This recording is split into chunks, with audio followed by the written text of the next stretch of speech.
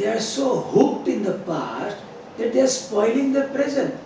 At least have the courage, the skill, the ability to accept your reality, so that you come again in the present moment. Next time you put in more effort and get more than 80% marks in your next standard. So do your best and leave the rest to God. Uh, you can even say leave the rest to God, that is before getting a result. But once you got the result, to accept the result.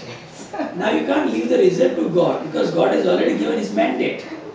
You have to accept His mandate. Yes, very true. So the self inside you, the inner power, the inner consciousness has the power to accept anything and everything, and then move forward and excel in life in the next attempt. And second, if you see from the second definition, too much to do, too less energy, too less time. When you are with the past all the time, you are not going to get more time. And if you are hovering with the past, you are draining your energy. Now, if you learn this Sudarshan Kriya, you come in the present moment. So, you are not with the past, nor you are draining energy, nor you are wasting time. Then you will have enough time and enough energy to cope up with what you are doing. So, I am not talking about stress management, I am talking about stress elimination. Yeah. Just one last question, Rishi. What is your mantra for living a purposeful life? Live in the present moment, because present moment is inevitable. Whether you like or not, present moment remains present. I'll give an example. Suppose you are coming from an area to the Jakarta center, and as Jakarta has few traffic jams, you are stuck in a traffic jam. In this scenario, there are two things. Either you accept and still be happy, listen to the music being played by the tape recorder or the CD player in your car, or you creep and yell and shout and complain, spoil your mood, spoil the mood of fellow passengers in the car, and wherever you reach, you come to Jakarta center, because you are angry, frustrated, agitated, you are spoiling mood of people here.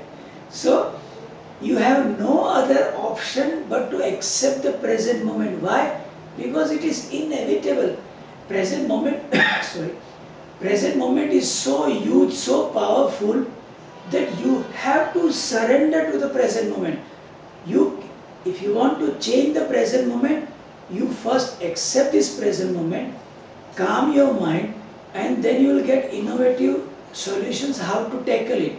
So if you accept that, okay, I am stuck in a traffic jam, then a question comes, what can I do now? So if you look around, you see a few cars ahead, two of your friends are there, you can request one that can you just drive my car home, I am an urgent work, you can walk across, take a cab and reach faster. So this creative solution, innovative solutions can only come when your mind is calm and relaxed and composed and centered. This can only happen when you accept the moment as it is, and in the next moment do something to overcome it. But if you are angry and if you keep on hooting and kicking your car and yelling and shouting and speaking all wrong language, it is not going to clear the traffic jam. Rather, you have spoiled your whole day. And sometimes few months together you have spoiled them. Rishi ji, for a lot of our viewers who have not been to a course and do not know what is the Sudarshan Kriya, can you very briefly tell us a little bit? Yeah. See, every emotion in the mind has a particular rhythm of breath. Because this is a very ancient secret that breath and mind are connected like a string and a kite. Whenever you experience fear, your breath has a fast and shallow. Whenever you are angry or jealous or greedy or hatred or regret, any of this negative emotion, you have a breath which is shallow and fast, and that too it has a particular rhythm. And whenever you are happy, full of love, bubbling with enthusiasm, total creative, total generous kind, you have a deep, long and deep rhythm, but still the rhythms are different for every emotion. Now, unconsciously you are breathing with those rhythms and you are harboring negative emotions. Sudarshan Kriya is a technique given to the world by His Holiness Shri Shri Ravi Shankarji, who is the spiritual master from India. If consciously, if you breathe with those particular rhythms, unconsciously you breathe and you harbor emotions. Consciously if you breathe, you eliminate, you ventilate those emotions and your mind becomes free. Okay. Then your breath becomes deep and long. So when the string of the kite is longer, you'll see the kite will be steadier, and if the string is shorter, the kite will be unsteady. So if your breath is all the time shallow and fast, your mind will be unsteady with negative emotion. But if your breath is deep and long, your mind will be so steady, so composed, so centered, so creative that you will never ever think of ending your life. You will have a wish, I will come to this world again and again because this world is such a beautiful place. Usually people think that I want to end life.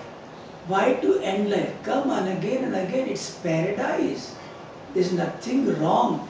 The only wrong is your past. Again I tell you, people might say past and future, I say future is unknown. Your imagination about future is still your past and that is troubling you, not the future itself.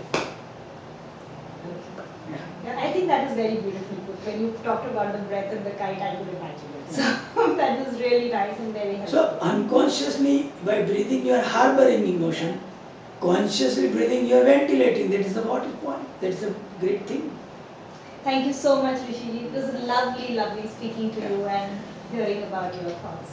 Thank you, and I hope to meet you again soon. I would here mention these are not my thoughts. This is the knowledge shared by His Holiness Shri Shri Ravi Shankarji with everybody all across the world.